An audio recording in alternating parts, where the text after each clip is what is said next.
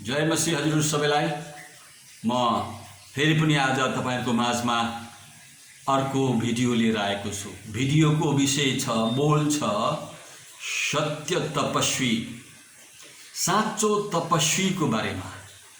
अनि यो साँचो तपस्वीको बारेमा मैले अध्ययन गर्दै जाँदा बालककालदेखि मेरो अध्ययनमा मैले भगवान श्री कृष्णजीको तपस्या देखेँ।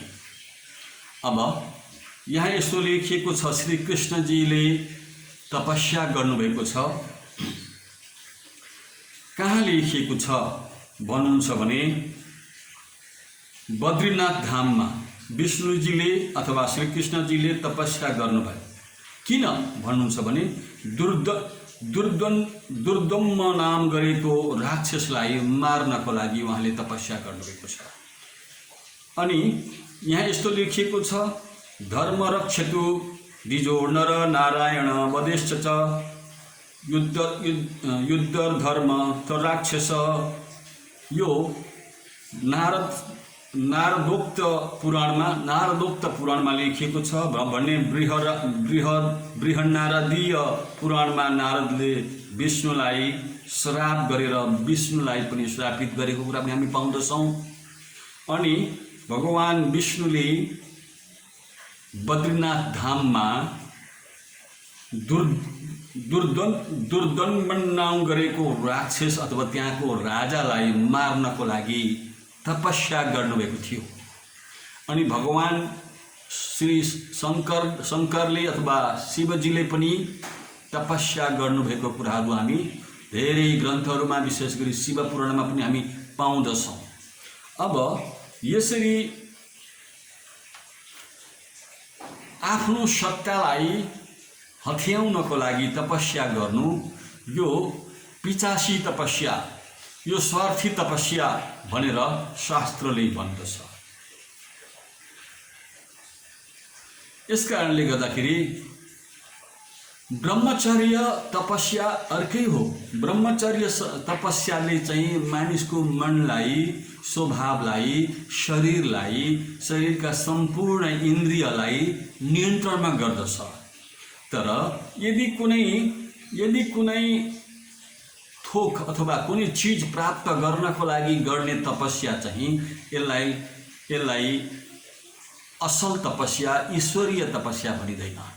यहाँ स्वार्थ लुकेको छ, यहाँ धेरै अभिलाषा लुकेका छन्, विभिन्न इच्छा, संसारिक मोह माया लुकेका छन्।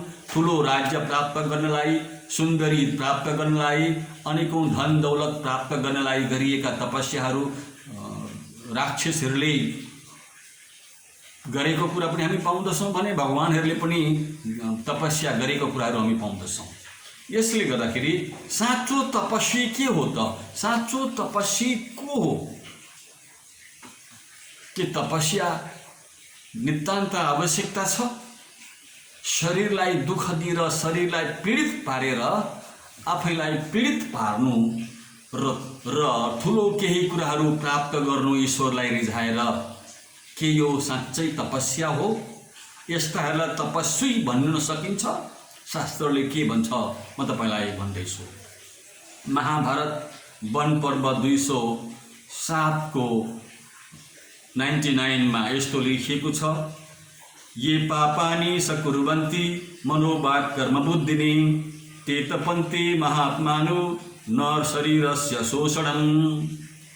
मैले यसको अर्थ भनिहालेँ, फेरि पनि म तपाईलाई भनेर सुनाउनेछु। मन, वाणी र शरीरद्वारा जसले पाप गर्छ, जसले पाप कर्म गर्दैन, मन, वाणी र शरीरले, मनले, मुखले र शरीरले जसले पाप गर्दैन त्यसैलाई महात्मा अथवा तपस्वी भनिन्छ।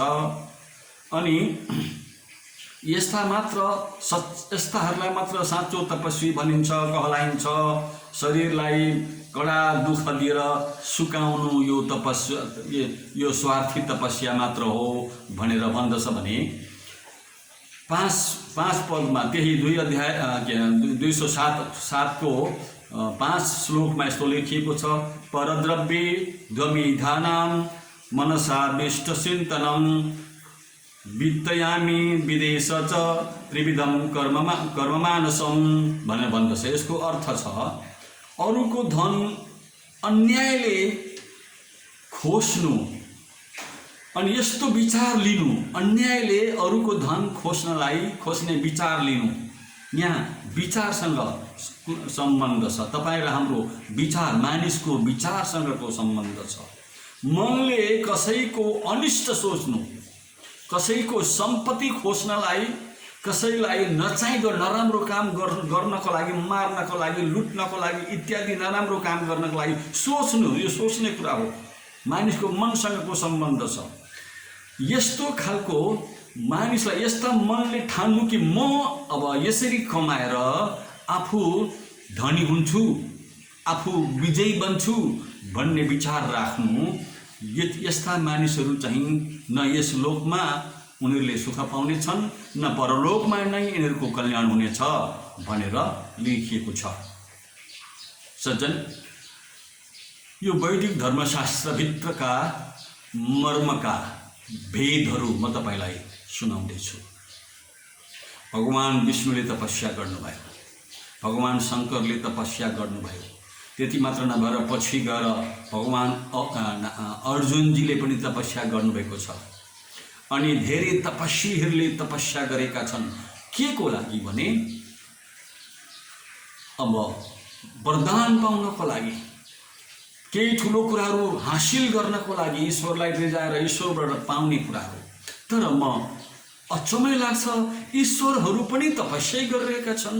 ईश्वरहरूले पनि मानिसले गर्ने काम भन्दा, मानिसले हिजो आज जुन वर्तमान स्थितिमा जुन पाप र अधर्म गरिरहेको छ त्योभन्दा डरलाग्दा पाप र अधर्महरू ईश्वरहरूले, जसलाई हामी ईश्वर भन्छौँ, उहाँहरूले पनि गरेका छन्। त्यही फलस्वरूप तिनै कुरालाई अनुसरण गरेर आज मानिस, वर्तमान युगका मानिसहरू पनि त्यही कुरो गरिरहेका छन्। परिवर्तन, यहाँ सुधार के आयो? मानिसले मनले सोच्ने मात्रै कुरा छैन, यहाँ त गर्ने सोचेको, मनमा ठानेको कुरा गर्ने र हत्याउने कुराहरू आएको छ। यहाँ वर्णभेद, कालो र गोरोको समस्या छ। आफ्नो सत्तालाई कायम गरिराख्नको लागि वर्णभेद, कालो र गोरोको बिचमा लडाईँ गरेर कसको मेजोरिटी बेसी छ त्यसैलाई आफ्नो तुल्याउनको लागि यस्ता षड्यन्त्रकारी नेताहरू हामी पाउँदछौँ यस संसारमा। अनि त्यति मात्रै कहाँ हो र, जातीय दंगा गरेर एका दोस्रामा, जातिको जातमा भिडन्त पारेर हामी आफ्नो स्वार्थ सिद्ध गर्ने विभिन्न किसिमका यस्ता मनोवृत्ति भएका ठुला नेताहरू हामी देख्दछौँ। स्वार्थी संसारले भरिएको छ। संसार पापमा चुर्लुम्मै डुबेको छ। चुर्लुम्मै पापमा डुबेको छ यो संसार। त्यस समयमा त हामीले सुनेका थियौँ पुराण 12 अवतारको बारेमा। त्यहाँ सुँगुरको अवतार लिएर, 12 अवतार लिएर डुबेको धरतीलाई भगवान कृष्णले उठाउनु भयो अरे। अब यतिखेर चाहिँ कसले उठाउने यो पापले डुबेको धरतीलाई? तपस्वीहरू कोही सिद्ध छैनन्। तपस्वीहरूले केवल स्वार्थको लागि, ठुलो आफ्नो इच्छालाई पूरा गर्नको लागि तपस्या गरे। फलस्वरूप संसार स्वार्थी मात्रै भयो। पापले संसार चुर्लुम्बै अन्धकारमा डुबेको छ। यस्तो परिस्थितिमा निस्वार्थी तपस्वी को हो, यस विषयमा म तपाईलाई भन्दैछु। निस्वार्थी तपस्वीको बारेमा मैले भन्नुपर्दा, म पण्डित माधव उपाध्याय नालन्दा युनिभर्सिटीबाट पढेर आचार्य डिग्री प्राप्त गरेको मानिस, आज म तपाईलाई बाइबलको कुराबाट, पवित्र शास्त्र बाइबलमा एउटा स्वार्थी तपस्वी, एकदम निस्वार्थी तपस्वी मैले पाएँ। त्यो निस्वार्थी तपस्वी को भन्नुहुन्छ भने येशू ख्रीष्ट हुनुहुँदो रहेछ। म तपाईलाई यसै विषयमा आज निस्वार्थी तपस्वी येशू ख्रीष्टको विषयमा भन्दैछु। मत्तीको सुसमाचार 27 अध्यायको 54 पदमा यस्तो लेखिएको रहेछ।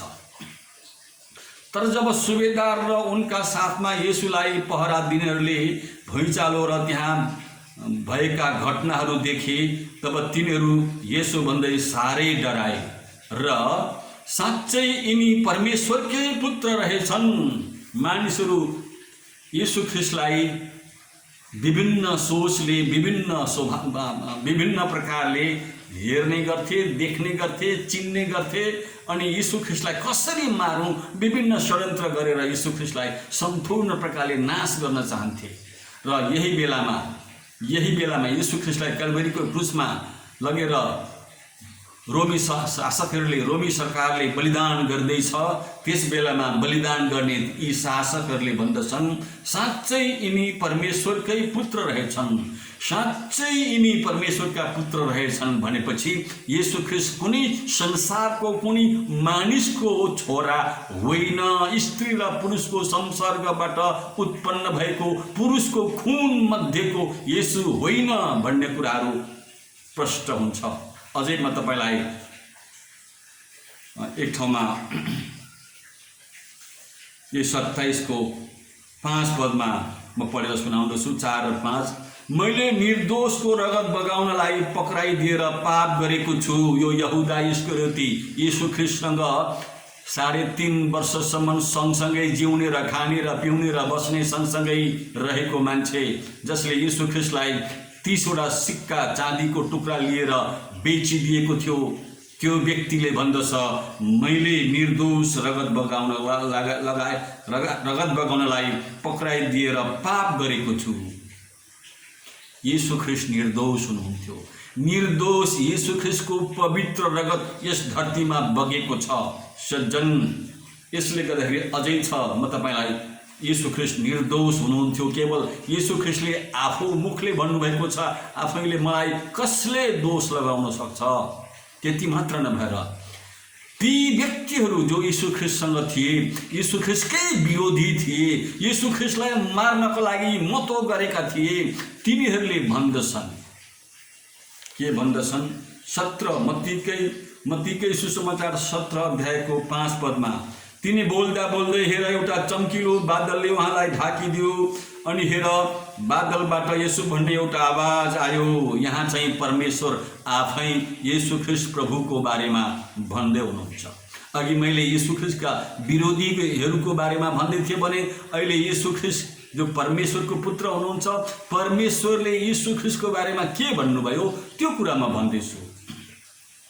तिनी बोल्दा बोल्दै हेर एउटा चम्किलो बादलले उनीहरूलाई ढाकिदियो अनि हेर बादलबाट यसो भन्ने एउटा आवाज आयो, यिनी मेरा प्रिय पुत्र हुन् जससँग म अत्यन्त प्रसन्न छु, यिनकै कुरा सुन।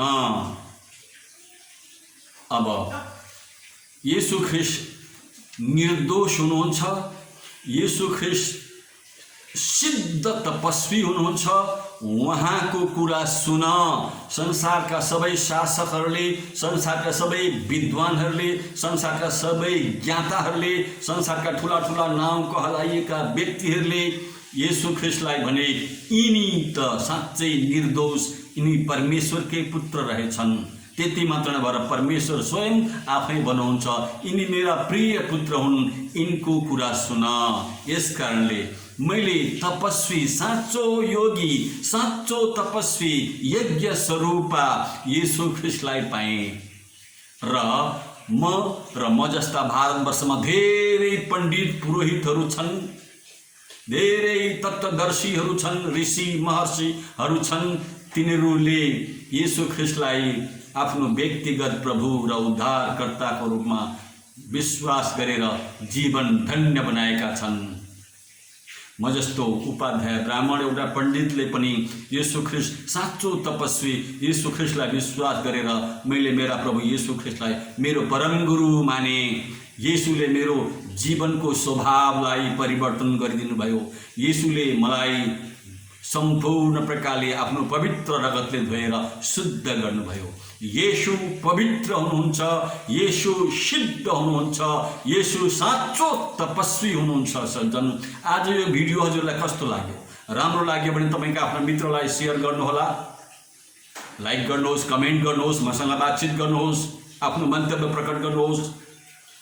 अनि यसलाई तपाईले नयाँ हेर्दै हुनुहुन्छ भने मेरो च्यानललाई तपाईले सब्स्क्राइब गर्नुहोस् ताकि आउँदो भिडियो तपाईसँग लगातार आइरहोस्। परमेश्वरले तपाईलाई येशू नाममा शान्ति दिएका हुन्।